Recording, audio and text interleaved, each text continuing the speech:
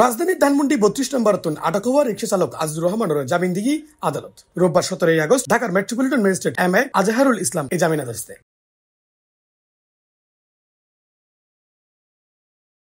মূলত গত ১৬ আগস্ট জুলাই আন্দোলনের হত্যা চেষ্টা মামলায় আজিজুর রহমানের কারাগারে পাঠানোর আদেশ দেয় উগ্র আদালত। ওই দিন তারা আদালতে হাজির করে মামলা তদন্ত কর্মকর্তা ধানমন্ডি থানার উপপরিদর্শক মোহাম্মদ তহিদুর রহমান কারাগারত রাহিবের আবেদন করে। আর আজিয়ে আসামি পক্ষের আইনজীবী জামিনের আবেদন করলে শুনানির লাই আসামিরে আদালতে তোলা হয়। শুনানি শেষে বিচারক তার জামিন মঞ্জুর করে। এর আগে মূলত ১৫ আগস্ট ধানমন্ডি ৩২ নম্বর শেখ মুজিবুর রহমানের বাড়িতে ফুলদিতে জেলে গণপিটুনির শিকার হয় উক্ত রিক্সা চালক। এরপরে তারে পুলিশের দেওয়া হয়। আমি শুধু বঙ্গবন্ধুকে ভালোবাসি তার কারণে। রিক্সা চালক আজিজুলের জামিন আদেশ ফেরে খুশি তার পরিবার পরিজন। C+ চট্টগ্রাম।